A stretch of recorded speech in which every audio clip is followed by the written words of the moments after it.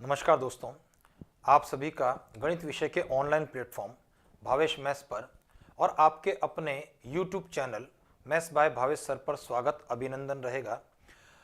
आज की इस क्लास के अंदर हम लोग बात करने वाले हैं अर्थमेटिक से संबंधित जो हमारे 5 टॉपिक है ना, उसके कुछ प्रश्नों के बारे में हम यहाँ पर डिस्कस करने वाले हैं।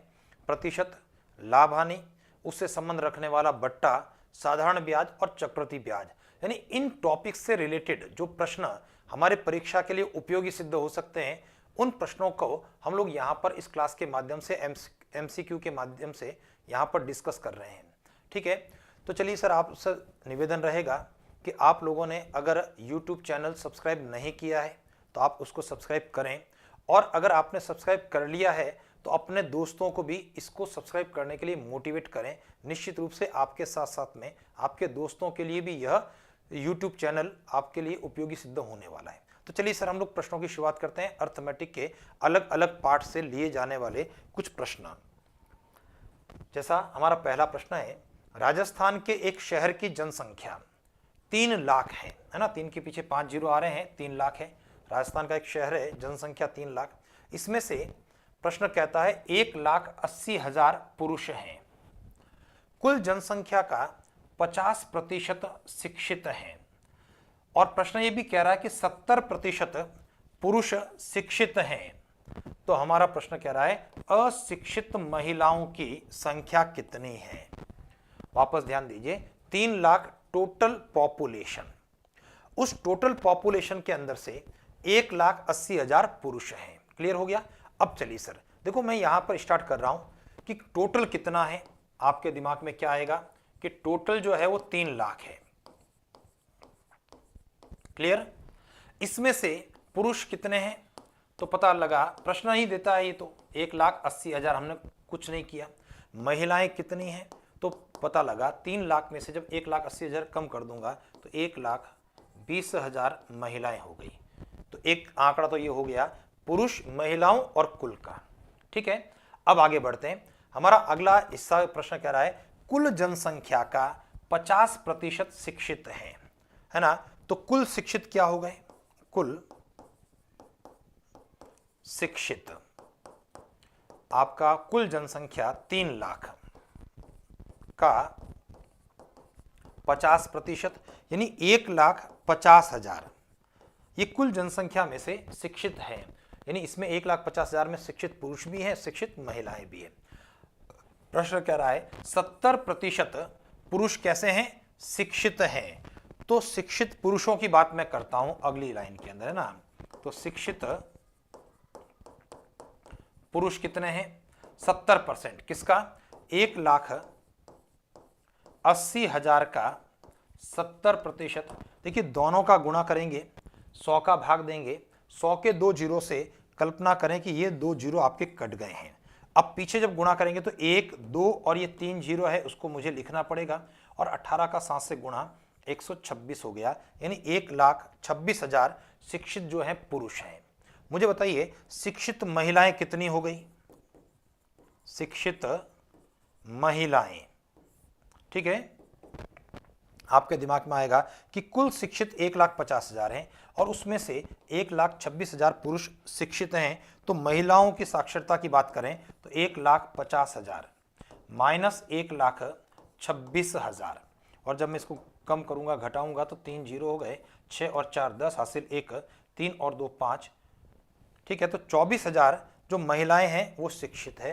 प्रश्न कह रहा है अशिक्षित महिलाओं की संख्या कितनी है। तो आपका आंसर क्या रहा, अशिक्षित महिलाएं कैसे निकालेंगे, कुल महिलाओं की संख्या 1,24,000 और उसमें से शिक्षित महिलाएं 24,000। तो इसको मैं कम कर देता हूं, तो 1,20,000 माइनस कितना, 24,000, और जब मैं इसको घटाऊंगा तो आपका आंसर कितना बनेगा, 96,000। ये आपके प्रश्न का फाइनल आंसर हुआ। तो अशिक्षित महिलाओं की संख्या ऑप्शन नंबर सी 96,000 आपका आंसर रहा। तो एक छोटा सा सरल सा प्रश्न है, लेकिन लैंग्वेज को हमको हमारे समझने की आवश्यकता थी। कुल जनसंख्या 3 लाख, उसमें से पुरुष 1,80,000, शेष बची हुई महिलाएं 1,20,000। ठीक है, कुल शिक्षित 1,50,000 50% लेते हुए और शिक्षित पुरुष 70% लेते हुए पुरुषों की संख्या का 1,26,000। तो 1,50,000 टोटल जो आपके लिटरेट हैं, साक्षर हैं, उसमें से 1,26,000 पुरुषों की साक्षर संख्या कम करने पर महिला साक्षर 24,000 रही और अशिक्षित महिलाएं, इसका मतलब महिलाओं की संख्या 1,20,000 में से 24,000 कम करने पर 96,000। यह आपका आंसर रहा। चलिए अगला प्रश्न देखते हैं। एक गांव की जनसंख्या 3 वर्ष पहले 50,000 थी।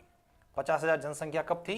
3 साल पहले, 3 ईयर्स एगो की बात कर रहा है। इसके पश्चात पहले वर्ष जनसंख्या में 5% की वृद्धि, दूसरे वर्ष महामारी के कारण जनसंख्या 10% घट गई है, कम हो गई है, तीसरे वर्ष जनसंख्या में 4% की वृद्धि हुई। गांव की वर्तमान जनसंख्या कितनी है? तो देखिए सर, हम लोगों ने जब क्लास में डिस्कस किया था तो क्या कहा था भाई, समय के क्रम के अंदर जो शब्द पहले है उसको आपको पहले लिखते हुए और लगातार एरो बनाते हुए आपको आगे की तरफ बढ़ना है। और जब मैं कह रहा हूं कि 3 वर्ष पूर्व निश्चित रूप से आपका पहले रहने वाला है, ठीक है ना। 3 वर्ष पूर्व गांव की जनसंख्या थी 50,000, ठीक है। उसके बाद पहले साल 5% की वृद्धि की बात कर रहा है, फिर महामारी के कारण 10% कमी की बात कर रहा है और उसके बाद फिर से 4% वृद्धि की बात करना है और वर्तमान स्थिति में जनसंख्या कितनी है ये पूछी जा रही है, यानी इसको मैंने एक्स लिख दिया। और आपसे निवेदन ये किया था कि जैसे आप अपनी कॉपी में लिखते हैं ठीक उसी प्रकार से लेफ्ट से राइट की ओर जाते हुए आप अपने प्रश्नों को हल करेंगे। किसी भी स्थिति में राइट से लेफ्ट आपको नहीं आना है, ठीक है। तो लेफ्ट से राइट की ओर जाना ही आपका तरीका रहेगा।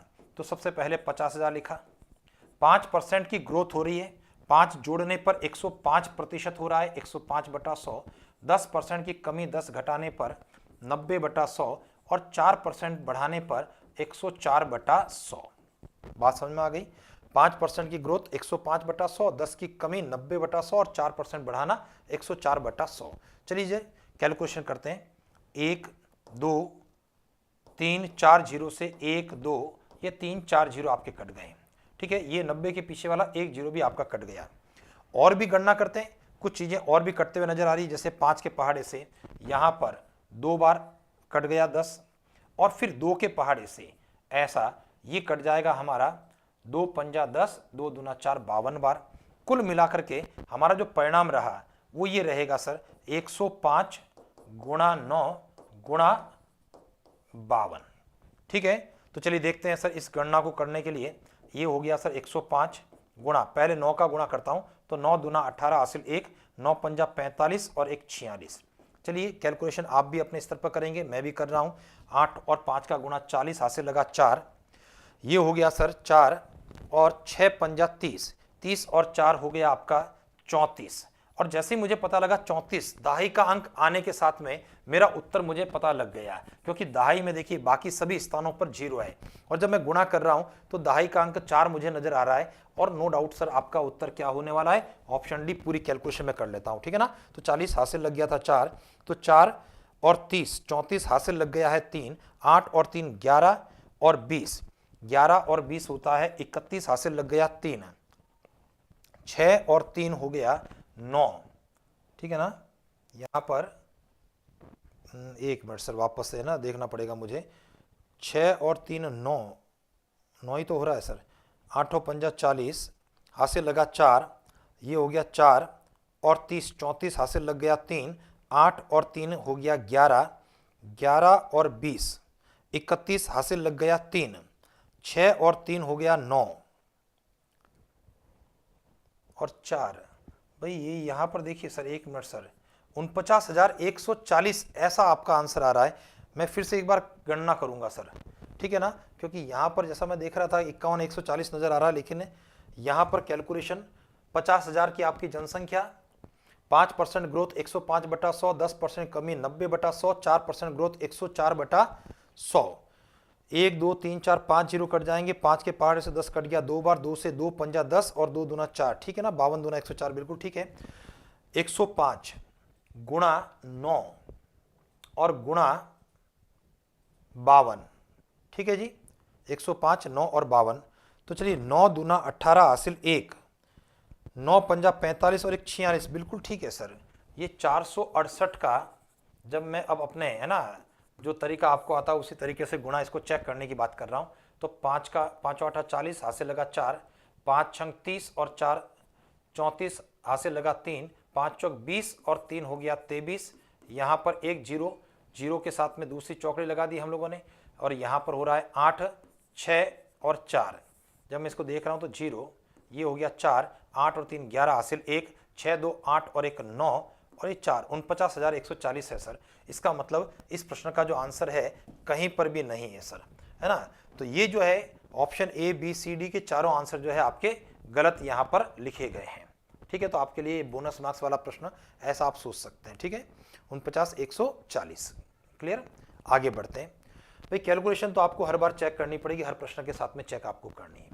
प्रश्न है, यदि केले की कीमत 20% घटाई जाती है, देखिए कीमत 20% घटाने की बात कर रहा है, तो उसी राशि 10 रुपए में 5 केले अधिक खरीदे जाते हैं। बताओ एक केले की प्रारंभिक कीमत क्या थी। इस प्रकार के प्रश्न हमने क्लास के अंदर डिस्कस किए थे। शक्कर का मूल्य बढ़ता है, गेहूं का मूल्य बढ़ता है, तो कुछ रुपए के अंदर कुछ किलो गेहूं कुछ किलो शक्कर कम खरीदी जाती है। वर्तमान मूल्य पहले का मूल्य कितना है ये आपका है। और जब इस प्रकार के प्रश्न को आप हल करते हैं तो क्या कहा गया है कि जो प्रश्न का, देखिए हम लोगों ने वहां एक डिस्कशन भी किया था, और हम लोगों ने डिस्कशन ये किया था कि अगर आपका मूल्य बढ़ेगा तो इसका मतलब क्या है, उतने ही प्रतिशत आपका खर्च भी बढ़ेगा, और जितना प्रतिशत मूल्य घटेगा उतने ही प्रतिशत आपका खर्च घटेगा। यानी मूल्य का बढ़ना और खर्च का बढ़ना प्रतिशत में ये एक साथ में चलने वाली प्रक्रिया है। ठीक है, तो आपको करना क्या इस प्रश्न के लिए कि जो 10 रुपए हैं उसका आपको 20% निकालना है, कुल मिलाकर के दिए गए रुपए का प्रतिशत। तो 10 रुपए का 20% जैसे ही निकालेंगे आप, तो हमारा रिजल्ट क्या रहा सर, ये 2 रुपए हो गया। ठीक है, दोनों का गुना 100 का भाग। अब आपके दिमाग में आएगा 5 केले अधिक खरीदने की बात हो रही है, तो 2 रुपए में 5 केले, तो सबसे पहले आएगा केले का वर्तमान मूल्य। ठीक है, तो अगर 2 रुपए में 5 केले हैं तो एक केले का मूल्य कितना हो गया, 40 पैसे एक केले का मूल्य हो गया। 2 रुपए हैं 200 पैसे, और 200 पैसों में अगर 5 केले आ रहे हैं तो 200 बटा 5, 40 पैसा आपका जो है वर्तमान मूल्य हो गया। ठीक है, चलिए सर आगे बढ़ते हैं हम लोग। यहां पर अब प्रारंभिक कीमत के बारे में हम डिस्कस करना चाह रहे हैं। तो देखिए एक सिचुएशन क्रिएट करते हैं, पहले क्या कीमत थी और वर्तमान में क्या कीमत है। पहले वाली कीमत चूंकि बेस है वो हमेशा 100 मानते हुए, और यहां पर 20% अगर मैं घटाने की बात कर रहा हूं तो वर्तमान कीमत आपकी 80 रुपए है। ये सिचुएशन आपकी बन रही है, और इस सिचुएशन के आधार पर हम अपने प्रश्न को हल करने की बात करेंगे। तो बताइए 40 का क्या है, 40 वर्तमान मूल्य है, और वर्तमान होने का मतलब यह 80 के बराबर है। तो इस 40 में मुझे 80 का भाग देना है, और पूर्व मूल्य पहले वाली प्रारंभिक कीमत की बात करें तो 100 से आपको क्या करना है, गुणा करना है, और 40 के पहाड़े से 80 कट गया 2 बार, और जब 100 में 2 का भाग देंगे तो कितना आया, 50 पैसे। ये आपके प्रश्न का आंसर रहा, ऑप्शन नंबर सी आपका उत्तर रहा। चलिए जी, मुझे इंडिकेट किया जा रहा है कि यहाँ पर जो है ऑप्शन नंबर सी जो लिखते समय 49,100 की जगह यहाँ पर 49,140 है, ऐसा जो है इंडिकेट किया जा रहा है। ठीक है ना, तो ऐसी स्थिति में हमारा ऑप्शन नंबर सी होगा। वैसे जो 4 उत्तर थे वो चारों उत्तर में नहीं था, यानी बोनस मार्क्स है। चलिए आगे बढ़ते हैं। हमारा प्रश्न है, एक परीक्षा में 80% विद्यार्थी अंग्रेजी में, 85% विद्यार्थी गणित में और 75% विद्यार्थी दोनों विषयों में उत्तीर्ण हुए। यदि दोनों विषय में अनुत्तीर्ण विद्यार्थी 40 है तो परीक्षार्थियों की संख्या क्या है। देखिए यहां पर हम लोगों ने डिस्कस किया था, तीनों आंकड़े या तो उत्तीर्ण के हों या तीनों आंकड़े आपके अनुत्तीर्ण के हों, और हम लोगों ने क्लास में डिस्कस किया था अनुत्तीर्ण के आंकड़ों को लेकर के हमने प्रश्न हल किया। लेकिन चूंकि यहाँ तीनों उत्तीर्ण की बात कर रहा है, 80% एक विषय अंग्रेजी में, 85% दूसरे विषय गणित में और 75% दोनों विषय में उत्तीर्ण है, तो मैं यहाँ से उत्तीर्ण होने वाले विद्यार्थियों का प्रतिशत निकाल देता हूँ। ठीक है, इंडिविजुअल सब्जेक्ट यानी प्रत्येक विषय के प्रतिशत को जोड़ते हुए दोनों विषय के प्रतिशत को घटाते हुए उत्तीर्ण होने वालों का प्रतिशत निकाल दें। और जैसे आप इसको देखेंगे तो उत्तीर्ण होने वाला प्रतिशत आपका 90% है। प्रश्न क्या कह रहा है, 40 विद्यार्थी कौन है, 40 विद्यार्थी अनुत्तीर्ण होने वाले विद्यार्थी हैं। तो चलिए हम लोग एक स्तर पर आकर के तुलना करते हैं। अनुत्तीर्ण होने वाले विद्यार्थी, प्रतिशत में 10 हैं और संख्या में 40 हैं। समझ गए? वापस ध्यान देना, अगर उत्तीर्ण होने वाले 90% है तो 100 में से 90 घटाने पर अनुत्तीर्ण होने वाले 10% और प्रश्न कहता है अनुत्तीर्ण होने वाली संख्या 40 है। चलिए सर, अब आपके प्रश्न का आंसर आ गया, परीक्षार्थियों की कुल संख्या। तो बताइए 40 किसके बराबर था? 40 10% के बराबर था, इसलिए 40 में 10 का भाग देते हुए किससे गुणा करें? कुल के लिए 100 का गुणा करेंगे तो 0 से 0 कट जाएगा और 100 और 4 का गुणा कितना हो गया? 400। ये आपके प्रश्न का आंसर रहेगा। ऑप्शन नंबर बी आपका उत्तर रहेगा। ठीक है सर, चलते हैं अगला प्रश्न देखते हैं क्या स्थिति है। यदि किसी संख्या के 40% का 16% 8 है तो वह संख्या क्या होगी? देखिए सर, बहुत स्पष्ट सरल सा सवाल है, संख्या की बात कर रहा है। संख्या का 40% का 16% 8 के बराबर है, संख्या ज्ञात करनी है। तो संख्या को अगर मैं x सोच लेता हूं तो देखिए सिचुएशन क्या बन रही है, x का 40% का 16% बराबर कितना है? 8।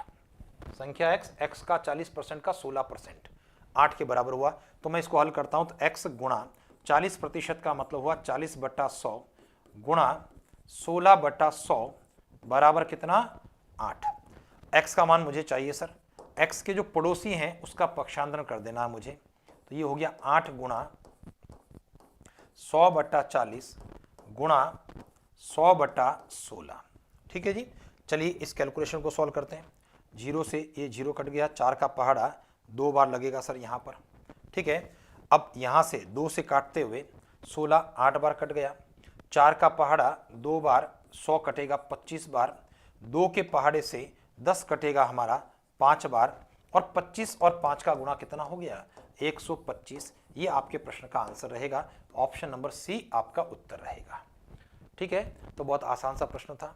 उम्मीद करता हूं कि आप लोगों ने ये निश्चित रूप से कर लिया होगा। ठीक है, आपके भी दिमाग में ये चीज आई होगी। आगे बढ़ते हैं। एक प्रतियोगी जो 20% अंक प्राप्त करता है वह 10 अंकों से असफल हो जाता है।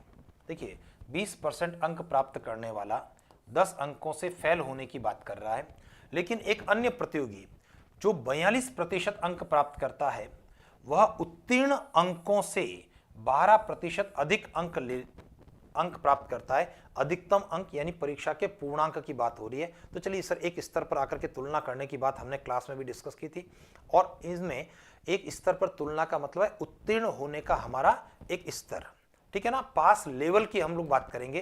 पहला विद्यार्थी जो 20% लेकर के आता है वो चूंकि 10 नंबर से फेल होता है, तो मुझे क्या करना होगा? 20% लाने वाले विद्यार्थी को 10 नंबर देने होंगे ताकि वह पास हो जाए। तो फेल होने वाले में वो 10 नंबर जोड़ना है। किसके बराबर है? 42% लाने वाला 12 नंबर ज्यादा लेकर के आया है तो 12 कम करना है। चलिए पक्षांतर करेंगे, और क्लास में हमारी डिस्कशन हुआ था बड़े के पास छोटे को पक्षांतर करना है। तो छोटा 20% है, आप बड़े के पास में ले जाएंगे, घटाएंगे, 42 में से 20 घटने पर 22% हो गया, और यहाँ छोटा -12 है, इधर ला करके जोड़ेंगे तो ये 22 हो गया। तो 22% 22 के बराबर हो गया। तो चलिए अब अपने प्रश्न के आंसर की बात करते हैं। 22 में मुझे 22 का भाग देना है। ठीक है, तो जब 22 में 22 का भाग दिया तो 1% का मान आ गया, और परीक्षा के अधिकतम अंक यानी 100% से है, 100 से गुणा करना, 22 से 22 एक बार काटते हुए, और यहाँ पर क्या हो गया सर? परीक्षा के पूर्णांक 100 हो गए। और वैसे आपके दिमाग में इस कैलकुलेशन के बगैर भी आना चाहिए कि अगर 22% 22 के बराबर है तो परीक्षा के पूर्णांक 100% 100 के बराबर होंगे। आपका उत्तर ऑप्शन सी रहेगा। अगले प्रश्न के बारे में, एक व्यक्ति अपनी आय का 75% खर्च करता है, उसकी आय 20% तथा व्यय 10% बढ़ता है।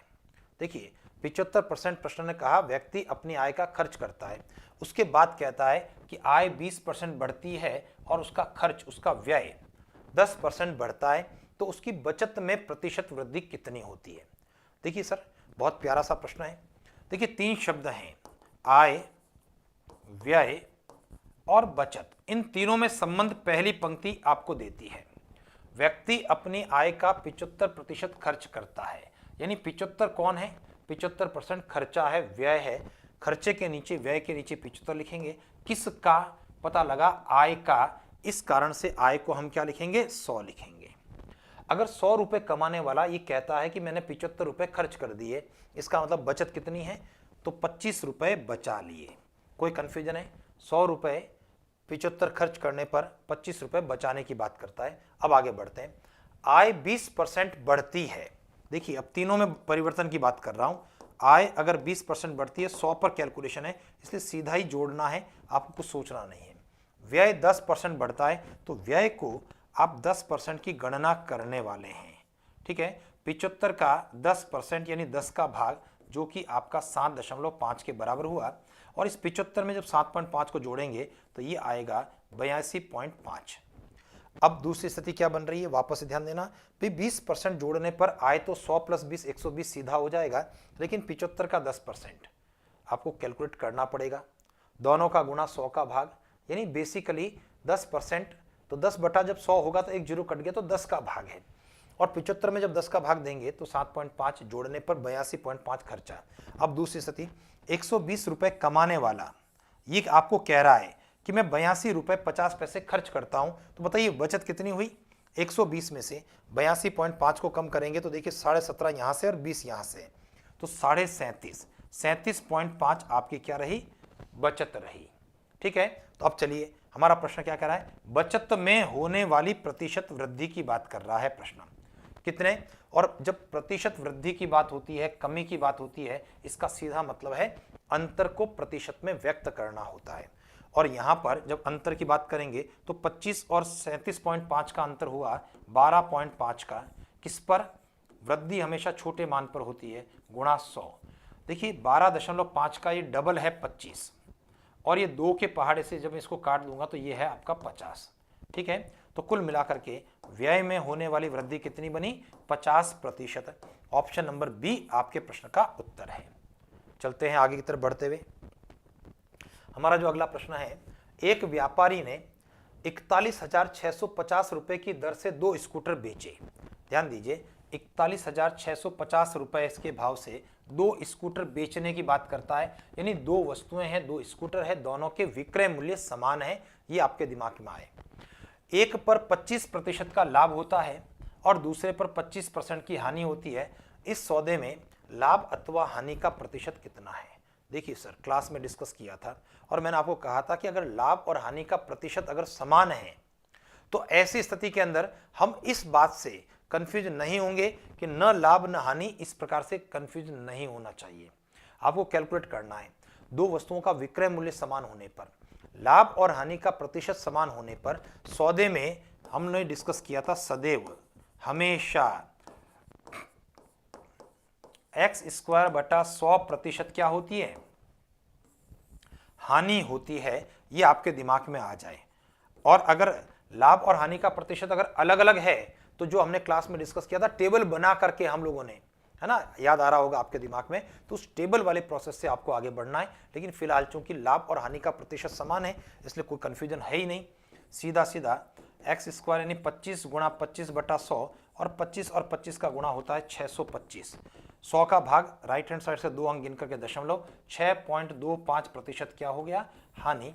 ये आपके प्रश्न का आंसर हो गया। ऑप्शन नंबर बी आपका उत्तर रहा। ठीक है जी, चलें सर आगे बढ़ते हैं। हमारा जो है अगला प्रश्न देखें।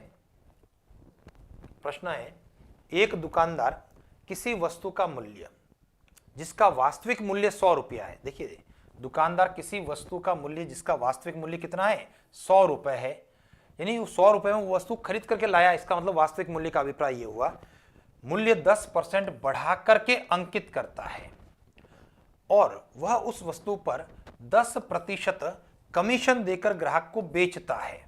तो बताओ वस्तु कितने रुपए में बेची है?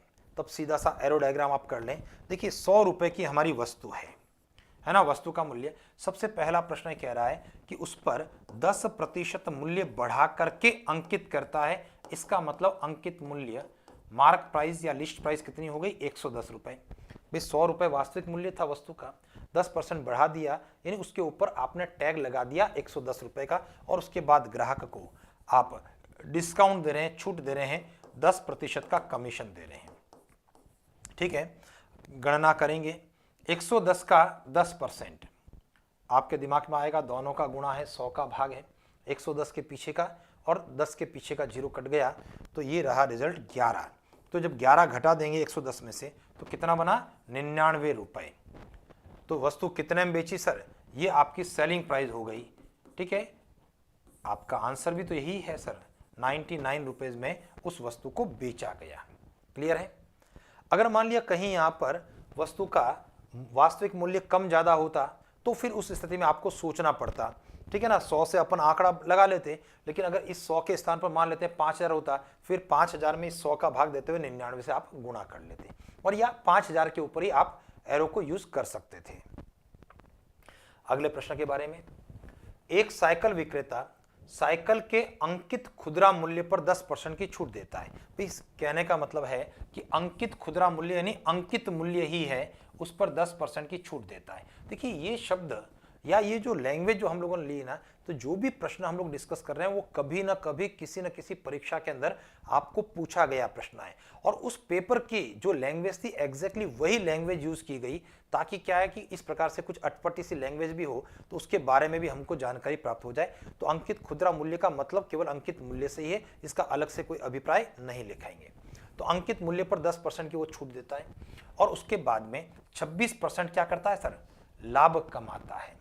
यदि साइकिल का खुदरा अंकित मूल्य यानी अंकित मूल्य आपको दे दिया है 840 रुपए, तो बताओ विक्रेता ने उस साइकिल के लिए कितने रुपए का भुगतान किया, और विक्रेता का मतलब साइकिल विक्रेता से है। ठीक है ना, यहां पर विक्रेता का मतलब आप और हम नहीं है, ग्राहक नहीं है। विक्रेता का अभिप्राय जो प्रश्न कह रहा है उसमें साइकिल विक्रेता ने उसके लिए कितना भुगतान किया, इसका तो क्रय मूल्य को ज्ञात करना है। क्योंकि साइकिल विक्रेता था, जब वो साइकिल लेने गया तो उसने कितना भुगतान किया, नहीं उस विक्रेता के लिए खुद के लिए क्रय मूल्य रहा। और जब मैंने आपसे डिस्कस किया था क्लास में, और मैंने आपको कहा था कि अगर प्रश्न में छूट का प्रतिशत भी आपके पास में है, लाभ का प्रतिशत भी अगर आपके पास में है, तो ऐसी स्थिति में 100 किसको मानना, क्योंकि जो डिस्कशन हो रहा है वो क्या हो रहा है कि अगर वस्तु लाभ हानि का प्रश्न है, केवल लाभ और हानि होती है तो बेस प्राइस क्रय मूल्य होने के कारण क्रय मूल्य को 100 माना जाता है। लेकिन अगर केवल छूट होती है तो छूट हमारे अंकित मूल्य पर दी जाती है, इसलिए आपको वस्तु का अंकित मूल्य 100 मानेंगे। लेकिन जिस प्रश्न में लाभ का प्रतिशत भी है और छूट का प्रतिशत भी है, वहां 100 कुछ भी नहीं है, और कुछ भी नहीं का मतलब है 100 न क्रय मूल्य है, न विक्रय मूल्य है, न अंकित मूल्य है। लेकिन बगैर 100 के भी कुछ नहीं है, यानी 100 कुछ नहीं होते हुए भी 100 लिखा जाएगा। इस 100 में से डिस्काउंट का 10% जब घटा दिया जाएगा छूट का, तो 90 रुपए जो आएगा वह वस्तु का हमारा क्रय मूल्य होगा। और इसके अंदर जब लाभ का, प्रॉफिट का 26% जोड़ दिया जाएगा तो 126 रुपए वस्तु का अंकित मूल्य होगा। तो ये क्रय मूल्य और अंकित मूल्य में संबंध है।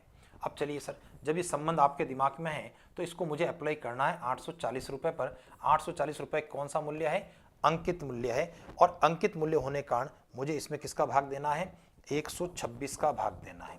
और चलिए किससे गुणा करूं, वस्तु के लिए कितना भुगतान किया, भुगतान का मतलब विक्रय मूल्य नहीं है, फिर से ध्यान देना, विक्रेता ने, विक्रेता कौन, विक्रेता शब्द का उल्लेख हुआ है, साइकिल विक्रेता है ना, तो साइकिल विक्रेता ने कितना भुगतान किया, नहीं उसने साइकिल को कितने में खरीदा, यानी क्रय मूल्य की गणना आपको करनी है, 90 से गुणा करना है। चले सर देखते हैं हम इस गणना को करने के लिए। यहाँ पर 14 का पहाड़ लगाता हूँ, है ना, 14 छंग 84 0, यानी 6 बार कटा, और 14 का पहाड़ा 14 नम 126 रहा। 9 के पहाड़े से 90 कट जाएगा 10 बार, और 60 का 10 से गुणा कितना हो गया, 600। ये आपके प्रश्न का आंसर रहेगा सर। ठीक है, ऑप्शन नंबर ए आपका आंसर है। चलते हैं आगे की तरफ बढ़ते हैं। अगला जो प्रश्न है हमारा देखते हैं कैसा है। एक व्यक्ति ₹10 की 11 मोमबत्तियों की दर से मोमबत्तियां खरीदता है, यानी खरीदते समय 10 रुपए की 11 मोमबत्ती उसने खरीदी और इन्हें 11 रुपए की 10 मोमबत्तियों की दर से बेच दिया, उसका लाभ प्रतिशत कितना है। तो चलिए सर देखते हैं, क्रय मूल्य के बारे में हम बात करेंगे। क्रय मूल्य और डिस्कस किया था हमने कि 10 रुपए की 11 मोमबत्ती, ठीक है, रुपया ऊपर संख्या नीचे रखते हुए क्रय मूल्य हमारा हुआ 10/11। रुपया हमेशा ऊपर की ओर रखना है आपको। विक्रय मूल्य के बारे में बात करेंगे। विक्रय मूल्य क्या है, 11 रुपए की 10 मोमबत्ती बेची, रुपया ऊपर संख्या नीचे, इसका मतलब 11/10। और हम लोगों ने ये डिस्कस किया कि क्रय मूल्य के साथ जो संख्या है उसका वज्र गुणा जब कर देंगे तो ये आपका क्रय मूल्य बन करके आएगा। तो 10 और 10 का गुणा, क्रय मूल्य कितना बना 100। वापस से ध्यान देना, क्रय मूल्य के पास वाली संख्या से सामने वाली संख्या का वज्र गुणा करना है, तो ये आपका क्रय मूल्य 100। और इसी क्रम में विक्रय मूल्य के लिए इस विक्रय मूल्य के पड़ोस में 11 और 11 का सामने वाले हर 11 से गुणा, तो विक्रय मूल्य कितना बना सर 11 और 11 का गुणा 121 हो गया। और ऐसी स्थिति में लाभ के प्रतिशत की बात करनी है, तो लाभ हो गया 21 रुपए, किस पर हुआ वस्तु के क्रय मूल्य 100 पर, और प्रतिशत में बदलने के लिए 100 का गुणा काट दिया, तो लाभ का प्रतिशत कितना हुआ 21%। ऑप्शन नंबर डी आपके प्रश्न का आंसर है। अगले प्रश्न के बारे में डिस्कस करूंगा आपसे।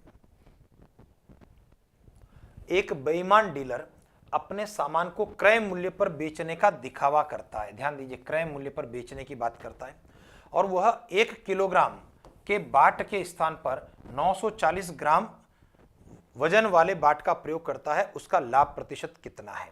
ध्यान दो भाई, 1 किलोग्राम यानी कि 1000 ग्राम के स्थान पर जो बाट प्रयोग किया जा रहा है वो 940 ग्राम। अब इधर ध्यान दीजिए, क्लास के अंदर हमने ऐसे 2-3 प्रकार की लैंग्वेज के प्रश्न डिस्कस किए थे। मैंने आपसे ये कहा था कि अगर क्रय मूल्य पर बेचने की बात होती है तो आप सीधा अंतर को ही प्रतिशत में कन्वर्ट कर सकते हैं, समझ गए। अदरवाइज कुछ चीजें और सोचनी पड़ती है, या इन आंकड़ों के साथ में कुछ मैनिपुलेशन, कुछ छेड़छाड़ करनी होती है, कुछ बदलाव आपको करना होता है। तो फिलहाल चूंकि प्रश्न ने कहा क्रय मूल्य पर बेचने का दिखावा करता है, दावा करता है, और जो मैं बात कर रहा हूं इसको अंडरलाइन करेंगे, इन्वर्टेड कॉमा के साथ बात करूंगा। अंतर को प्रतिशत में सीधा लिखना केवल और केवल उस स्थिति में जब क्रय मूल्य पर बेचने का दावा हो, अदरवाइज सीधा आप अंतर को प्रतिशत में नहीं ले सकते हैं, यहां पर आप सीधा कर सकते हैं। ठीक है, तो बताइए 1000 ग्राम के स्थान पर जब 940 ग्राम तोलता है, इसका मतलब 60 ग्राम का माल वो बचा लेता है 940 ग्राम माल तोलने पर, और उसको मुझे प्रतिशत में कन्वर्ट करना है। वापस ध्यान दीजिए, यानी 940 ग्राम का बाट रखता है, 940 ग्राम की वस्तु देते हुए आपको 1000 रुपया ले लेता है, यानी कहने का मतलब 940 रुपए का माल आपको देता है और 1000 रुपए आपसे लेता है, इसका सीधा मतलब ये हुआ। ठीक है, तो 940 का माल देना, 1000 रुपए लेना, 60 रुपया उसने कमा लिया, 940 के ऊपर गुणा 100 कर दिया। चलिए सर, 0 से 0 काटते हुए ये 2 का पहाड़ा लगाता हूं, 2 चौक 8, 2 7 14, 2 3 6, यानी 300 में 47 का भाग। अब चलिए सर, 300 में 47 का भाग मुझे देना चाहिए। ठीक है, 47 अभाज्य संख्या है, इसलिए 47 का ही भाग लगेगा। और जब ये भाग लगेगा सर, तो देखिए 4 7 28 है ना, 7 7 49 नहीं जाएगा सर, 6 बार भाग जाएगा, 6 7 42, हाथ से लगा 4, 24 और 4 हो गया 28, 6 7 42, 4, 24 और 4 हो गया 28, पीछे रह गया सर 8 और 2 10, 9 और 1 10, ठीक है 18 पीछे रहा। अब पॉइंट लगाने पर ये 180 हो जाएगा सर, 4 चौक 16 है ना, 4 7 28, 4 बार भी नहीं जाएगा, 3 बार भाग जाएगा, तो 6.3 कहीं पर है क्या, और पता लगा 6.3 है, इसका मतलब ऑप्शन नंबर डी होने की उम्मीद करता हूं। एक बार पूरा और देख लेते हैं, 3 7 21, हाथ से लगा 2, 3 चौक 12 और 2 14, घटाने पर 9 और 1 10, 5 और 3 8, आप अपने स्तर पर घटाना, ये 0 हो गया। और यहाँ पर जब जाएगा तो 9 बार नहीं जाएगा, 8 बार आपका भाग जाने वाला है, ठीक है ना। 8 और 7 56, हाथ से लगा 5, 8 चौक 32, 32 और 5 37, ठीक है, 4 और 6 10, 8 और 1 9, यानी 6.38%। ये अप्रोक्स वैल्यू आ रही है, यानी कि एग्जैक्ट वैल्यू नहीं है। तो 6.38% लाभ वो कमाता है। वापस ध्यान दीजिए, सीधे सीधे अंतर को प्रतिशत में हम लोग बदल देंगे, लेकिन ये तरीका केवल उसी स्थिति में जब वस्तु को क्रय मूल्य पर बेचने का दावा व्यापारी आपके साथ करता है। बढ़े आगे, एक बीजक की राशि 2000 रुपए है। बीजक इस शर्त के ऊपर उपलब्ध है, नगद देने पर 10%, A/15, यानी कि 15 दिन के अंदर भुगतान करने पर 1% डिस्काउंट है। 15 के बाद 16वें दिन से लेकर के 20वें दिन तक 2/20 और N/30 ये उसकी शर्त है। बीजक का भुगतान 11वें दिन किया गया, और जब 11वें दिन भुगतान किया गया तो डिस्काउंट आपका 1% हो गया, और 1835 रुपए भुगतान किया गया, जबकि वास्तव का बिल 2000 था और 1835 रुपए का भुगतान किया गया। तो बताइए ए का मान कितना है। तो कुल मिलाकर के सर केवल डिस्काउंट की तो बात आपको करनी है सर। 11वें दिन भुगतान किया, इन नगद करता तो आपको 10% का डिस्काउंट मिलता, 15 दिन के बाद 16 से लेकर के 20 दिन की बात करता तो 2% डिस्काउंट मिलता। तो चूंकि 11वें दिन आपने भुगतान किया है, इसका मतलब डिस्काउंट A% है, उसी A को आपको पूछ लिया गया है। तो चलिए सर देखते हैं, 2000 का माल है और 2000 का माल आपको 1835 में दिया गया। बताइए सर डिस्काउंट कितना है। इन दोनों को जब घटाएंगे तो ये आपका हो गया सर 165 रुपये आपको छूट मिली है, डिस्काउंट हुआ है। वापस देखें, 5 और 5 10 हासिल 1, 4 और 6 10 हासिल 1, 9 और 1 10 हासिल 1, यानी 165 रुपये डिस्काउंट है, छूट है। किसके ऊपर ये डिस्काउंट है? 2000 के माल पर है और प्रतिशत में कन्वर्ट करने के लिए 100 का गुणा, तो 2 जीरो से 2 जीरो कट जाएगा। 5 का पहाड़ा लगाता हूं मैं, 5 तिया 15, फिर से 1 बचते हुए 5 तिया 15 और यहाँ 5 चौक 20, और जब भाग लगाता हूं तो 33/4, 4 8 32, 1 बच गया, तो 8 से ही 1/4% डिस्काउंट है। ये आपके प्रश्न का आंसर है, ऑप्शन नंबर डी है। यानी सीधा सा सवाल था, 2000 रुपए का माल 1835 में बेचने पर डिस्काउंट का प्रतिशत कितना है। अगला प्रश्न, 40 रुपए में 45 सेव बेचने पर, बेचने की बात कर रहा है, ठीक है ना, 40 रुपए की बात हो रही है, 45 सेव की संख्या की बात हो रही है, बेचना विक्रय मूल्य है, एक व्यक्ति को 20% की क्या होती है, हानि होती है। प्रश्न कह रहा है उसे 24 रुपए में कितने सेव बेचने होंगे ताकि सौदे में 20% का लाभ हो। कुछ भी नहीं करना सर, बहुत प्यारा सा प्रश्न है। क्लास के अंदर जब हम लोगों ने डिस्कस किए तो कम से कम ऐसे 4 से 5 प्रश्न हम लोगों ने डिस्कस किए थे इसी प्रकार से। और फिर से वही बात करूंगा कि रुपया ऊपर रहेगा, संख्या नीचे रहेगी, और जब रुपया ऊपर रहा 40, संख्या नीचे रही 45, और ये बेचने की बात कर रहा है, ये विक्रय मूल्य की बात हो रही है, और विक्रय मूल्य में यहाँ पर 20% की हानि है, और हानि हमेशा घटती है, इसका मतलब यह 80% के बराबर है। वापस ध्यान दीजिए, रुपया ऊपर 40, संख्या सेवों की 45 नीचे, यह बेचने की बात, विक्रय मूल्य, क्रय मूल्य हमेशा 100 रुपये, विक्रय मूल्य कभी भी 100 रुपये नहीं होता है। लाभ होने पर लाभ को जोड़ते हुए और हानि होने पर हानि को घटाते हुए आपका विक्रय मूल्य होता है। तो 40/45 जो है वो 80% के बराबर हो गया, ठीक है। अब देखिए 40/45 चूंकि 80% के बराबर है, इसलिए आप 80 का भाग दें, इसका मीनिंग हो गया 1% का मूल्य आपका निकल करके आया। और जब आप 20% लाभ की बात कर रहे हैं, इसका मतलब आपको क्या करना होगा, 120 के साथ गुणा करना होगा, है ना, 20 जोड़ने पर। चलिए सर इसको हल करते हुए, 40 के पहाड़े से 80 कट गया 2 बार, 2 के पहाड़े से 120 कट गया हमारा 60 बार, 60/45, फिर से गौर करें तो 15 के पहाड़े से 4, 15 के पहाड़े से 3, यानी 4/3 रुपया ऊपर है और सेवों की संख्या नीचे है। इसका मतलब ये आ रहा है, हमारा प्रश्न का जो आंसर निकल करके आ रहा है वो आंसर इस रूप में आ रहा है, 4 रुपए में 3 सेब, ठीक है। लेकिन प्रश्न ने क्या कहा, 24 रुपए में कितना बेचना है। अब 4 रुपए में अगर 3 बेचेगा तो 4 को 24 में कन्वर्ट करने के लिए आप क्या करने वाले, 6 से गुणा, और जैसे ही आप 6 से गुणा यहां पर भी करेंगे तो 6 से गुणा उधर भी आपको करना होगा। तो 6 से गुणा करने पर 24 रुपए में 6 और 3 का गुणा 18 सेब बेचनी होगी ताकि उसे 20% का लाभ हो जाए। ऑप्शन नंबर बी आपके प्रश्न का उत्तर रहा। तो बहुत प्यारा सा प्रश्न है, ठीक है। रुपया ऊपर संख्या नीचे करने पर एक वस्तु की कीमत हमें प्राप्त होती है, खरीदता है तो वह क्रय मूल्य होता है 100 के बराबर है, और यहाँ पर बेचा है तो विक्रय मूल्य है। 20% हानि पर यह 80 के बराबर था, 80 का भाग दिया, और 20% लाभ के लिए 120 से गुणा करने पर 4/3, फिर रुपया ऊपर रहेगा, संख्या नीचे रहेगी, यानी 4 रुपए में 3 सेब, ये अपना रियल आंसर है। लेकिन प्रश्न ने कहा 4 रुपए नहीं, मुझे तो 24 रुपए की बात करनी है, तो 6 से गुणा करते हुए 24 रुपए में 18 सेब। आगे बढ़ते हैं, एक निश्चित राशि पर 10% वार्षिक दर से 2 वर्ष के लिए चक्रवृद्धि ब्याज और साधारण ब्याज का जो अंतर है वो 874 रुपए है, राशि को ज्ञात करना है। और इस प्रकार के प्रश्न मैंने आपको कहा बगैर धन के धन नहीं होगा, धन आपको जो है मानना पड़ेगा। और ये भी मैंने आपको कहा कि धन हमेशा 100 माना ये जरूरी नहीं है। मैं ये भी नहीं कह रहा हूं कि 100 मानने पर उत्तर नहीं आएगा, 100 मानने पर भी आंसर आएगा। लेकिन सबसे आसान स्थिति में आंसर कब आने वाला है, जब आप दर के अनुसार धन को मानेंगे, ठीक है। हमारे पास में यहां पर दर है 10%, 10% का मतलब है 1/10 से, हर का अंक है 10 और समय चूंकि हमारा यहाँ पर 2 वर्ष है तो इसलिए धन कितना माना जाएगा, 10 को 2 बार लिखना है। तो ये चूंकि देखो ये 100 रुपया ही आया है, इसका मतलब हर प्रश्न के लिए 100 रुपया आए कोई जरूरी नहीं है सर।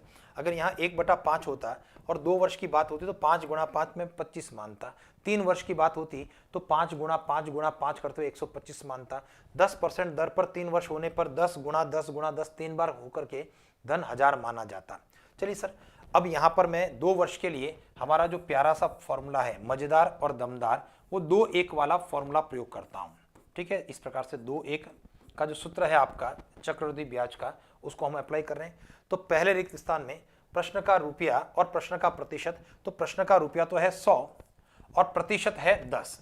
तो यहां से जब मैं इस 100 का 10% लूंगा तो बताइए कितना हो गया, 10, और उसके बाद चयन बनाते हुए 10 का 10% लेने पर 1। आपका प्रश्न अंतर की बात करता है तो मुझे बताइए CI और SI का अंतर इस प्रश्न में कितना है, 1 के तो बराबर है। भाई जो पहला पद है 20 और दूसरा पद 1, इन दोनों को जोड़ोगे तो चक्रवृद्धि ब्याज है, लेकिन पहला पद जब छोड़ देंगे तो पीछे वाले जितने भी पद हैं उन सबको मिलाने पर आपका CI SI का अंतर है। चूंकि यहाँ पर 2 ही पद है और पहला पद मुझे छोड़ना है तो दूसरा पद जो 1 रुपया है वह CI SI का अंतर हो गया। तो चलिए अपने प्रश्न का आंसर क्या हुआ, 874 किसके बराबर है, 1 के बराबर है, इसलिए 1 का भाग देना। ठीक है, और राशि ज्ञात करनी है तो धन का मतलब किससे हुआ सर, 100 से मुझे गुणा करना है। ठीक है, और जब गुणा करूंगा तो 87400, ये आपके प्रश्न का फाइनल आंसर हो गया। ऑप्शन नंबर C आपका उत्तर रहा। ठीक है, बहुत प्यारा सा प्रश्न है आपका। अगले प्रश्न के बारे में, एक पिता ने क्रमशः 17 वर्ष और 18 वर्ष की आयु के अपने 2 पुत्रों के लिए 2 सावधि जमाओं में रुपए 16,400 को इस प्रकार बांटा कि, देखिए 16,400 को बांटने की बात कर रहा है। 2 पुत्र, एक 17 साल का है, एक 18 साल का है, यानी 2 अलग अलग हिस्सों में उनको देना चाह रहा है। ठीक है, शर्त क्या है, दोनों की 20 वर्ष की आयु होने पर उसे समान धनराशि मिले। 20 वर्ष की आयु पूर्ण होने पर समान धनराशि का मतलब हुआ कि 17 साल वाला जो पुत्र है उसके लिए 3 साल का इन्वेस्टमेंट है, और जिसकी आयु 18 साल है और 20 साल का आपका टारगेट है तो 18 और 20 यानी 2 साल का आपका इन्वेस्टमेंट रहेगा। ये आपके दिमाग में आए, ये प्रश्न हमारा साधारण ब्याज के लिए भी होगा और यही लैंग्वेज आपकी चक्रवृद्धि ब्याज के लिए भी होगी। तो अब आप सोचें कि भाई आपका प्रश्न है किसका, उसको अच्छे से पढ़ना है। तो प्रश्न कह रहा है यदि चक्रवृद्धि ब्याज की गणना 5% वार्षिक गणना है तो छोटे पुत्र के लिए कितनी धनराशि जमा की। तो जब चक्रवृद्धि ब्याज की बात कर रहा है, 20 साल के अंत में राशि बराबर होना, मिश्रधन बराबर होने की बात कर रहा है, 5% की आपकी दर है और छोटा पुत्र अगर A है, ठीक है ना, तो A के लिए हमारा इन्वेस्टमेंट 5% बढ़ाते हुए और 3 वर्ष का इन्वेस्टमेंट है तो 105/100 मुझे 3 बार लिखना।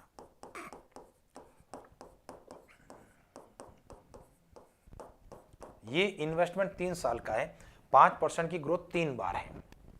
5% बढ़ाने का मतलब 105% होना, 105/100 होना और 3 बार आपको यूज करना है, बराबर। दूसरा B, और यहाँ पर 5% का इन्वेस्टमेंट है और 18 वर्ष की आयु होने पर इन्वेस्टमेंट 2 साल का है। ठीक है ना, तो यहाँ पर 105/100 एक और 105/100 ये दूसरा। चलिए सर, 105/100 ये 2 बार यहाँ पर कट जाएंगे। इधर 5 के पहाड़े से 21 होगा, 5 के पहाड़े से 20 होगा। वज्र गुणा करने पर A गुणा 21 बराबर B गुणा 20 हो गया, और यहाँ से A अनुपात B लेने पर आपका क्रम उल्टा रहेगा सर, और उल्टा क्रम यानी 20:21 रहेगा, और ये हमेशा धन का आपका अनुपात बनता है। ठीक है, तो चलिए अब अपने प्रश्न के ऊपर 16,400 की बात कर रहा हूँ। बताइए 16,400 किसके बराबर होगा। इसमें छोटे पुत्र का 20 अनुपात और बड़े पुत्र के लिए लिया गया 21 अनुपात दोनों शामिल है। 20 और 21 यानी यह 41 के बराबर हो गया। और किससे गुणा करूं, छोटे पुत्र की बात कर रहा है, और छोटे पुत्र का चूंकि इन्वेस्टमेंट 3 साल का था, छोटा पुत्र पहले क्रम पर था, इसलिए आप पहले क्रम के अनुपात 20 से गुणा करेंगे। और जब मैं इसको देखता हूं, देखिए 41 आपकी अभाज्य संख्या है, आप सीधा इसको 4 बार काटेंगे, 4 बार कट जाएगा, और गुणा करने पर 4 दूना 8 के पीछे 3 0, हमारे प्रश्न का उत्तर रहा 8,000 रुपए। ऑप्शन नंबर A आपका आंसर है। अगले प्रश्न के बारे में डिस्कस करूंगा। देखिए हमारा प्रश्न है, एक धन राशि पर साधारण ब्याज उस धन राशि का 1/16 है। ध्यान दीजिए 1/16 है साधारण ब्याज का प्रश्न है। साधारण ब्याज उस राशि का 1/16 की बात कर रहा है। यदि वर्षों की संख्या वार्षिक प्रतिशत दर की संख्या के बराबर है तो प्रतिशत दर कितनी है, तो सारा खेल 1/16 पर खेलना है। देखिए मैंने आपसे निवेदन ये किया था कि कौन है 1/16, तो पता लगा साधारण ब्याज है। किसका है, राशि का है। ये राशि जो है वो बेस है, 16 रुपए आपका धन है और 1 रुपया कौन है, 1 रुपया आपका ब्याज है। ध्यान दीजिए इस प्रश्न के अंदर धन कितना है, धन बटे में 16 रुपए और साधारण ब्याज कितना है, साधारण ब्याज 1 रुपए है। आपका प्रश्न कह रहा है दर और समय आपस में बराबर है, तो दर और समय दोनों को हम लोग x के बराबर मान लेते हैं कि दोनों आपस में बराबर है। हम लोग धन से साधारण ब्याज से स्टार्ट करने वाले हैं। साधारण ब्याज 1 रुपए की बात कर रहा है। साधारण ब्याज का फॉर्मूला हमारा PRT/100 की बात करता है जो कि 1 के बराबर है। मान लगाते हैं P का मान कितना है 16, RX TX बटे में 100 बराबर में 1। चलिए क्रॉस मल्टीप्लीकेशन कर देता हूँ। x का गुणा करने पर x² लेफ्ट के अंदर रह जाएगा, राइट हैंड साइड में होगा 100 का 1 से गुणा 100 और बटे में 16। ठीक है, x का मान वर्गमूल करते हुए 100/16, 100 का वर्गमूल 10, 16 का वर्गमूल 4, 2 के पहाड़े से ऐसा काट लिया मैंने। 5/2 का मतलब कितना हो गया सर, 2.5। दर है इसलिए प्रतिशत में लगाते हुए आपका आंसर क्या हो गया, ऑप्शन नंबर ए हो गया। और समय की बात होती तो 2.5 वर्ष आपका हो जाता। भाई देखिए प्रश्न ने कहा दर और समय बराबर है, तो दर भी x है और समय भी आपका x है। और कोई धन का ब्याज धन का 1/16 होता है, तो कौन होता है 1/16, ब्याज होता है। इसका मतलब ब्याज ऊपर वाली संख्या 1 या 100 रुपए आप माने। और किसका, उस धन का, तो जो बेस है वो आपका 16 है, यानी धन को 16 या 1600 रुपए आप उसको मानते हुए ब्याज का फॉर्मूला है मूलधन दर गुणा समय बटा 100 लगाते हुए आप अपने प्रश्न को हल करें। अगला जो प्रश्न है, प्रकाश रुपए 20,000 में से कुछ राशि 8% की साधारण दर पर, देखो 20,000 रुपए उसके पास में है, 8% साधारण ब्याज की दर है ना, साधारण वार्षिक ब्याज दर पर, और शेष जो है 4/3% की साधारण वार्षिक ब्याज दर पर उधार देता है और वर्ष के अंत में उसे 800 रुपए आय प्राप्त होती है। वर्ष के अंत में यानी 1 साल में 800 रुपए कमाता है। बताओ 8% ब्याज दर पर उधार दी गई राशि कितनी है। और ये प्रश्न हम लोगों ने कई बार डिस्कस किए हैं सर, है ना, आपने अलग अलग टॉपिक्स के अंदर डिस्कस किए होंगे। आप प्रतिशत में पढ़ते हैं तब भी मिश्रण के आधार पर, जब आप लाभ हानि में पढ़ते हैं तब भी इस प्रकार का प्रश्न पढ़ते हैं, साधारण ब्याज होता है तब भी आप मिश्रण के इस प्रकार के प्रश्न की बात करते हैं। तो 20,000 के 2 हिस्से हो रहे हैं, एक हिस्सा हो रहा है हमारा 8% के ऊपर, दूसरा हिस्सा हो रहा है हमारा 4/3% के ऊपर। हमें अब क्या करना है कि भाई मुझे 8% 4/3% को भूल जाना है, मुझे ओवरऑल देखना है। ओवरऑल का मतलब है 20,000 रुपए पर मैं 1 साल में 800 रुपए कमा रहा हूं। और एक बात और ध्यान करें, यहां पर 1 साल में कितना कमाया उसी को प्रतिशत में कन्वर्ट करना है, इसलिए मैंने यहां पर मार्क भी किया था वर्ष के अंत का अभिप्राय 1 वर्ष के अंत में है। अगर 2 वर्ष में 800 रुपए कमाए तो 1 वर्ष के ब्याज को प्रतिशत में बदलेंगे। 5 वर्ष में अगर 800 कमा रहा है तो 1 साल के ब्याज को आप प्रतिशत में, यानी मुझे मतलब है केवल 1 वर्ष का ब्याज कितना है और उसको प्रतिशत में मुझे कन्वर्ट करना है। तो 1 वर्ष का ब्याज हमारा है 800, किसके ऊपर है 20,000 पर, और गुणा किससे कर दें 100 से हम गुणा करते हैं। तो ये 2 जीरो से ये 2 जीरो कट जाएंगे, 2 जीरो से ये वाले 2 जीरो कट जाएंगे और 8 में 2 का भाग देने पर 4%। तो ओवरऑल ग्रोथ जो हो रही है वो 4% ऐसे हो रही है। अब मैंने आपसे जब क्लास में डिस्कस किया था तो उस समय हमने भिन्न वाली संख्या को बीच के अंदर सेंटर में लिखा था और मैंने कहा था कि इसको वापस से आप मैनेज करें, रीराइट करें, हर के अंक को हटाते हुए, हर की संख्या को हटाते हुए। तो वही काम यहाँ पर भी मुझे करना होगा। 3 से गुणा, 3 से ही गुणा क्यों किया, क्योंकि यहाँ हर में 3 है और मुझे इसी को तो हटाना है ताकि गणना हमारी आसान हो जाए। तो 3 से गुणा करने पर 3 और 8 का गुणा 24 हुआ है। 3 का गुणा करने पर यहाँ पर केवल 4 होगा सर, क्यों 3 कट जाएगा, और 3 का गुणा करने पर 12 हुआ। तिरछा घटाना है बड़े में से छोटा, 24 में से 12 घटाने पर 12 है, बड़े में से छोटा घटाने पर 12 में से 4 घटाने पर 8 है, तो 8:12। और जब मैं इसको सरल करता हूँ, ठीक है, तो बताइए क्या अनुपात रहा है हमारा 8:12 का अभिप्राय 4 के पहाड़े से 2:3, ये आपका धन का अनुपात हुआ।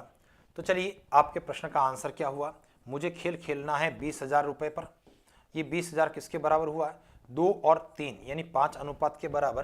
प्रश्न कह रहा है 8%, और 8% चूंकि पहले क्रम पर है इसलिए पहले क्रम का अनुपात 2 का मुझे गुणा करना है।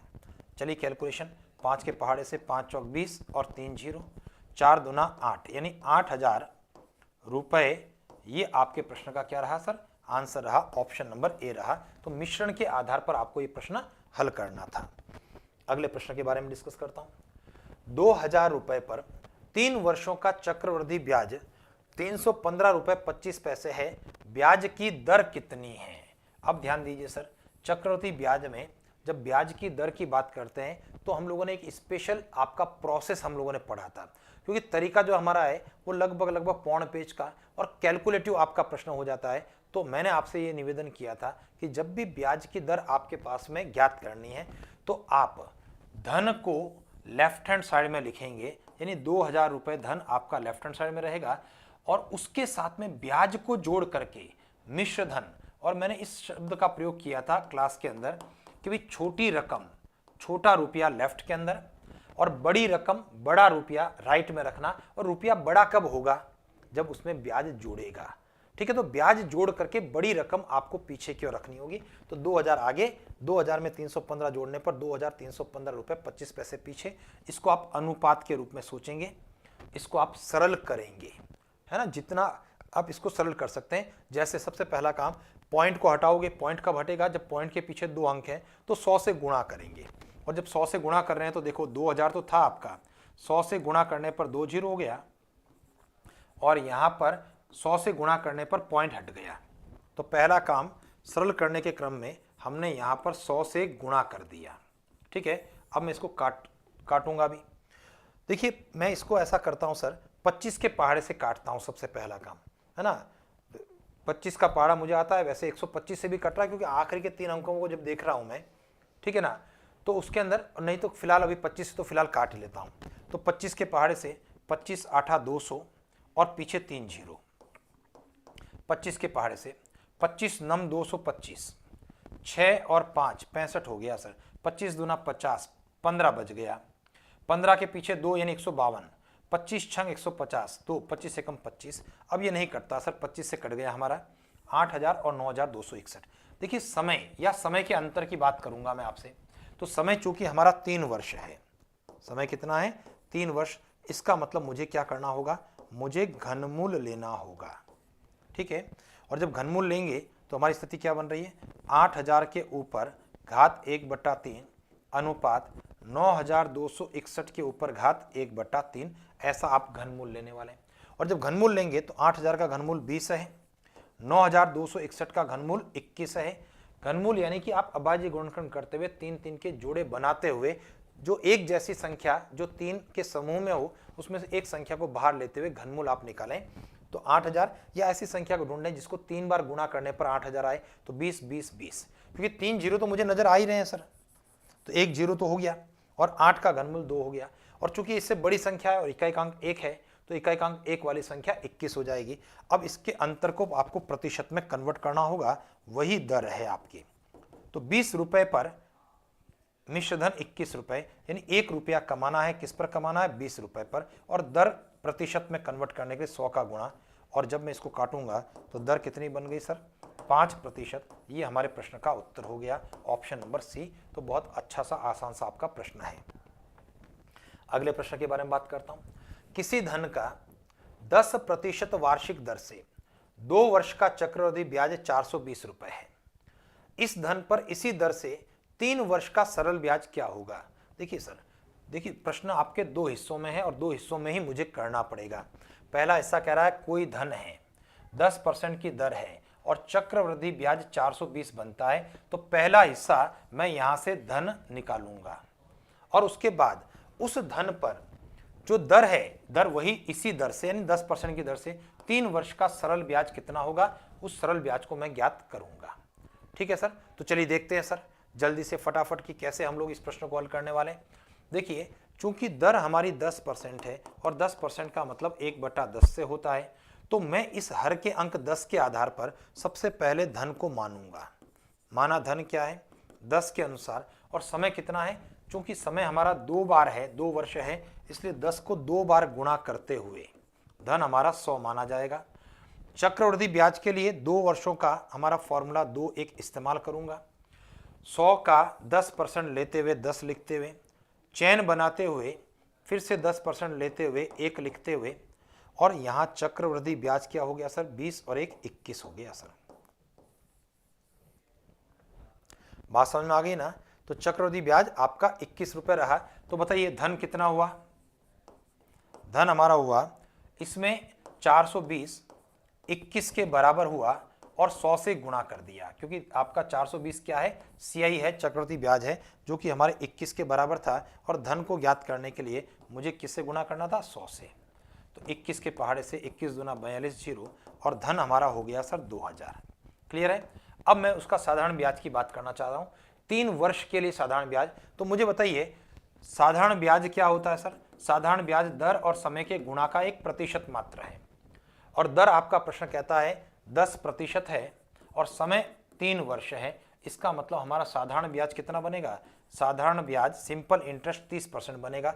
ये 30% किसका बनेगा, इस धन का 30% बनेगा। तो हमारा उत्तर क्या रहा, सिंपल इंटरेस्ट जो रहा 2000 का 30%, दोनों का गुणा 100 का भाग 2 जीरो कटते हुए 3 दूना 6, 600 रुपए आपके प्रश्न का आंसर हो गया सर।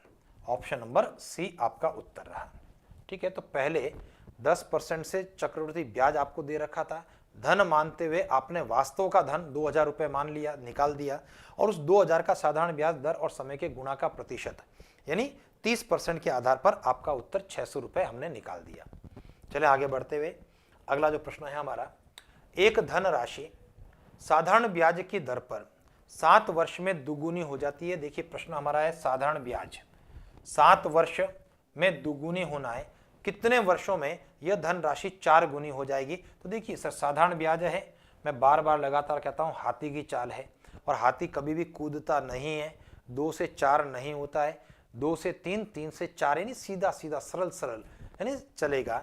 और जब आपका प्रश्न कह रहा है 7 वर्ष, 7 वर्ष में 2 गुनी, अगले 7 वर्ष की जब बात करूंगा तो फिर कितनी गुनी होगी, देखिए फिर अगर सोच रहे हैं 4 गुनी तो गलत हो जाएगा, 3 गुनी यानी 2 के बाद 3 गुना, और फिर से अगले 7 वर्ष की बात करूंगा तो 3 गुने के बाद में क्या होगा, 4 गुनी, यानी कुल मिलाकर के 4 गुनी होने में कितना समय लग रहा है, 21 वर्षों का समय लग रहा है। और आपके प्रश्न का आंसर रहेगा ऑप्शन नंबर डी। और अगर मान लिया आपको लगे भी बड़ी प्रश्न की बात हो तो फिर कैसे करेंगे, तो बड़े प्रश्न के लिए हमने एक फॉर्मूले की बात भी की थी, n1 - 1 upon t1 is equal to n2 - 1 upon t2। ये आपका जो फॉर्मूला बड़े प्रश्नों के लिए था। तो n1 - 1 का मतलब क्या हो गया सर, n1 यानी कितना गुना होता है, पहली बार में दुगुना, तो 2 - 1 बटा समय है 7। दोबारा n2 कितना गुना है, तो पता लगा 4 गुना है, तो 4 - 1 बटा t2, आपको t ज्ञात करना है। चलिए इस गणना में 1 बटा 7 बराबर 4 में से गया 3 बटा t, और वज्र गुणा जैसे ही अपन करेंगे क्रॉस मल्टीप्लीकेशन, t बराबर 7 और 3 का गुणा 21 वर्ष। अगर आपको लगता है कि मुझे फॉर्मूले से करना चाहिए तो आप फॉर्मूले से कर सकते हैं, आपको लगता है सीधा करना चाहिए तो आप सीधा भी उस प्रश्न को हल कर सकते हैं। अगले प्रश्न में 40,000 रुपए पर 5% वार्षिक ब्याज की दर से 3 वर्ष के चक्रवृद्धि ब्याज और साधारण ब्याज का अंतर क्या होगा। मुझे यहां पर सीआई और एसआई के अंतर की बात करनी है, और आपका प्रश्न 3 वर्ष की बात करता है, और मैं आपसे निवेदन करूंगा कि 3 वर्ष के लिए हमारा बड़ा दमदार फॉर्मूला था 3-3-1, है ना। जिन्होंने अगर वो क्लासेस बहुत अच्छे से नहीं देखी है तो एक बार निवेदन करूंगा कि उन क्लासेस को जरूर आप एक बार अच्छे से, जो हम लोगों ने डिस्कस की है उनको जरूर से आप देखें। तो 3 वर्ष के लिए हमारा मजेदार फॉर्मूला, और फॉर्मूले का दम सीआई और एसआई के अंतर के लिए 3 वर्ष में 3-3-1 रिक्त स्थानों की पूर्ति करते हुए चलेंगे हम लोग।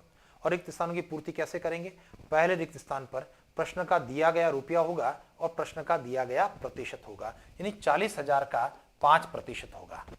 दोनों का गुणा 100 का भाग करते हुए ये 2 जीरो कट गए सर, और जब इसको गुणा करूंगा तो 4 पंजा 420 और 2 जीरो ध्यान दीजिए, पहले रिक्त स्थान में हमने क्या लिखा है, प्रश्न का रुपया 40,000 का 5%, ये हमने लिखा है सर। ठीक है, दोनों का गुणा 100 का भाग में 2 जीरो काटते हुए 400 का 5 से गुणा करते हुए 2000 लिखा। चैन बनाते हुए 2000 का 5%, दोनों का गुणा 100 का भाग, फिर से पता लगा ये 2 जीरो कट जाएंगे, 20 और 5 का गुणा यहां पर 100 हो जाएगा। चैन बनाते हुए फिर से 5% और 100 का 5% 5 हो जाएगा।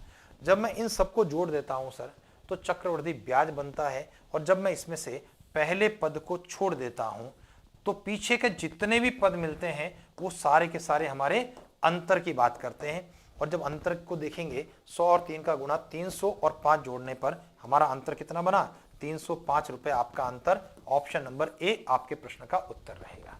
ठीक है सर, चलते हैं आगे की तरफ बढ़ता हूं मैं।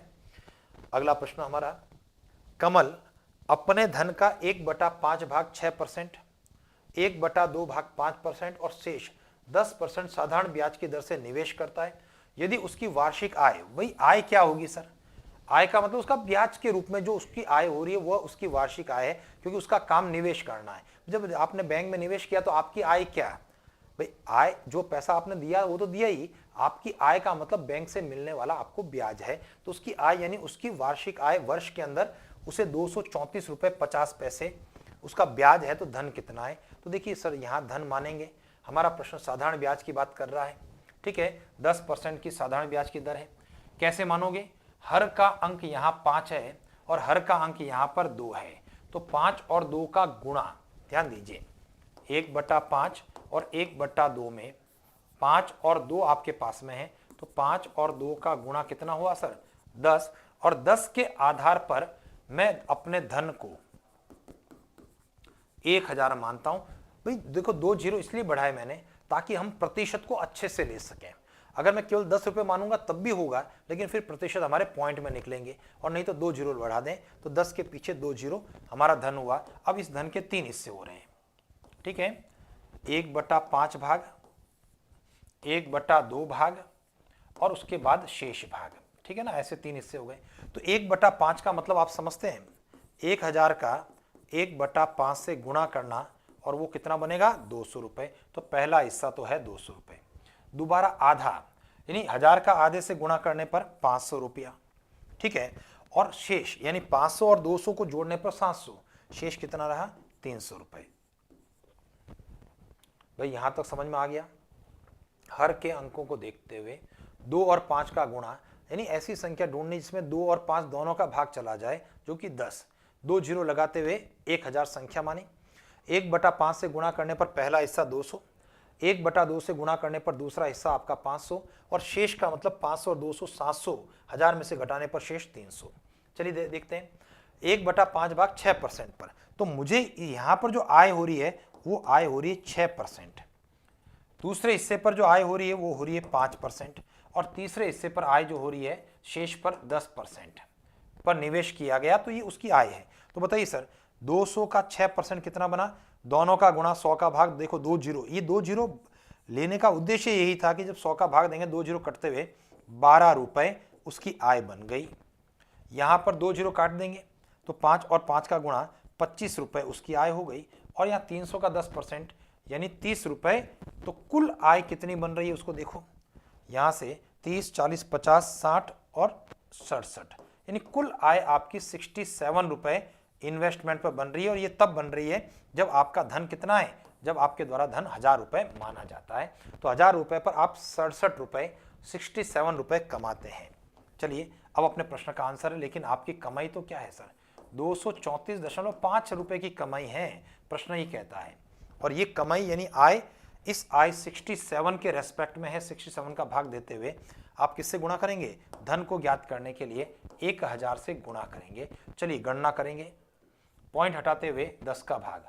भाई ये चीज समझ में आ गई आपको। भाई 200 पर 6% कमाता है 12 रुपए, 500 पर 5% 25 रुपए, 300 पर 10% 30 रुपए, यानी कुल कमाई 67 रुपए। और प्रश्न के हिसाब से 234 रुपए 50 पैसे। तो 234.5 में 67 का भाग देना, आय में आय का भाग, और धन पूछा गया इसलिए 100 का गुणा। चलिए सर इसको काट लिया, पॉइंट हटा दिया 10, अब मुझे बताना है कि 67 अभाज्य संख्या है, 67 का ही मुझे भाग देना है और मुझे ऐसा लगता है सर कि ये 35 बार कट जाएगा। कारण क्या है कि देखो कि जब 67 की बात हो रही ना तो ये 6 3 18 3 बार तो भाग जाएगा ही जाएगा, क्योंकि 4 बार जाएगा नहीं, 6 चौका 24 बड़ा हो जाएगा और इकाई का अंक चूंकि 5 है तो 7 का 5 से गुणा करने पर ही आपका यहां पर आएगा। तो उम्मीद कर रहा हूं कि ये 35 आपके कट जाएगा। वापस इसको देख लेते हैं हम लोग। अगर ऐसा समझ में नहीं आया तो 2345 में मैं 47 का भाग देते हुए 3 बार, 3 और 7 21 हासिल 2, 3 चौक 12 और 2 हो गया, 1 मिनट सर, है ना, यहाँ पर 67 का भाग है ना, यही मैं कह रहा हूँ कि अभी हम डिस्कस कर रहे थे कि 4 बार नहीं जाएगा, 67 है, 47 नहीं है, ठीक है।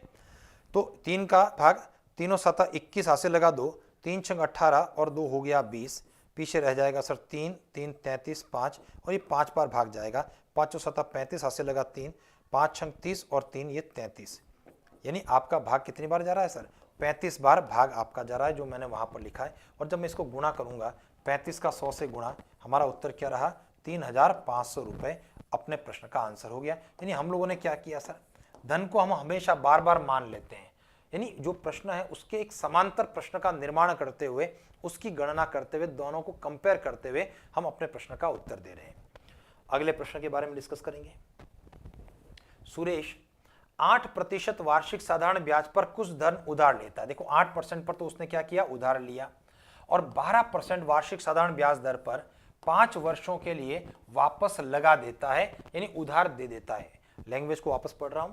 सुरेश 8% वार्षिक साधारण ब्याज दर पर कुछ धन उधार लेकर 12% वार्षिक साधारण ब्याज दर पर 5 वर्षों के लिए वापस लगाता है, यानी किसी और को देता है। तो 8% पर तो आप लेते हो और 12% पर किसी और को आप उधार देते हो और 5 सालों के लिए ऐसा काम कर रहे हैं।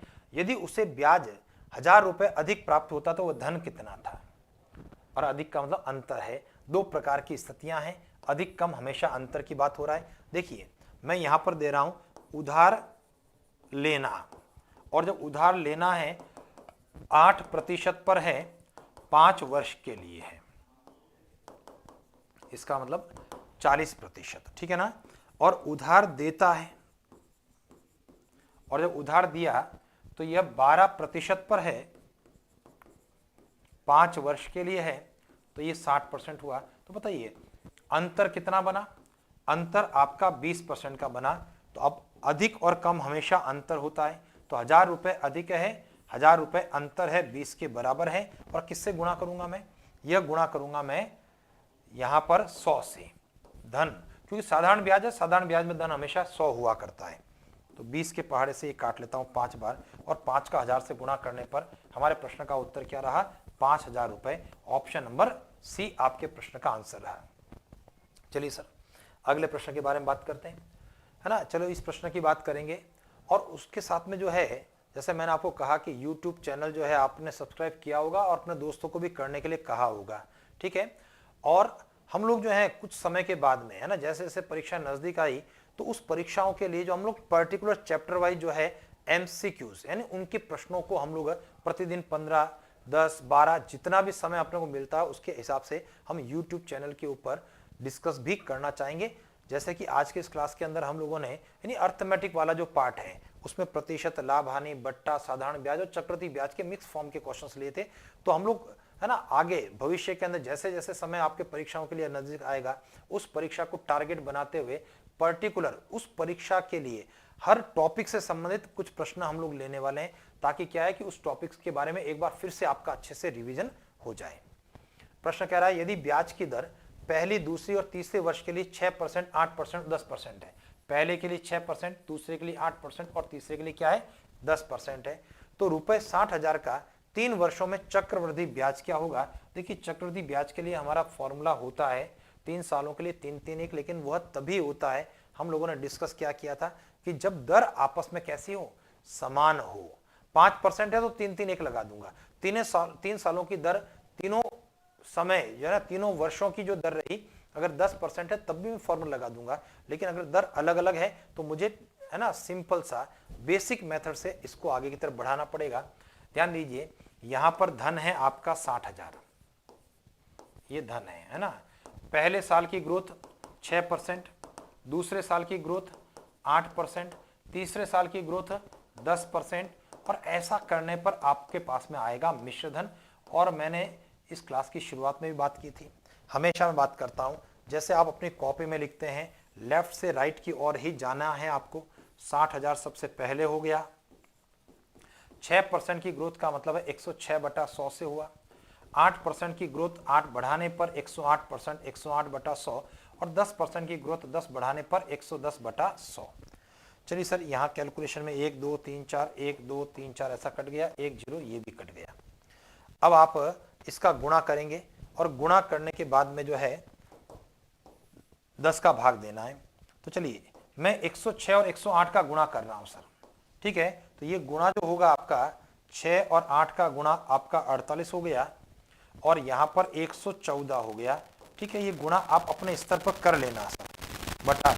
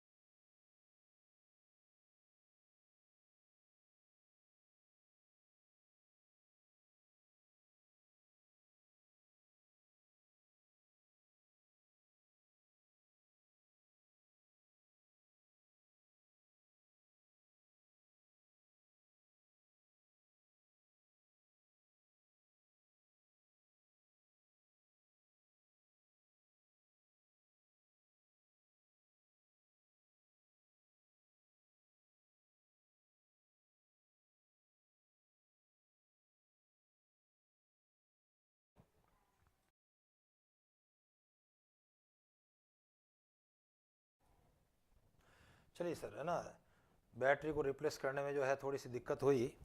चलो मैं इसका गुणा कर रहा था, 6 से 6 8 48 हासिल लगा 4, 12 और 4 हो गया 16 हासिल 1, 6 नम 54 और हासिल का 1 हो गया 55 हासिल लगा 5, 6 पंजा 30 और 5 35 हासिल लगा 3, 12 और 3 15 हासिल 1, 6 और 1 7 और 10 का जब भाग देंगे तो पीछे से एक अंक गिन करके क्या लगा, दशमलव लगा है।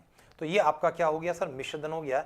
लेकिन आपका प्रश्न जो है किसकी बात कर रहा है, चक्रवृद्धि ब्याज की बात कर रहा है, कंपाउंड इंटरेस्ट की बात कर रहा है। तो इसलिए जो कंपाउंड इंटरेस्ट रहेगा इसमें से यानी 75,556 में से 0.8 में से आपकी मूल रकम, मूलधन 60,000 रुपया जो आपका प्रश्न था वो आपको कम करना पड़ेगा। और जब 60,000 रुपया आपने कम किया तो 15,556.8 का मतलब है 80 रुपए।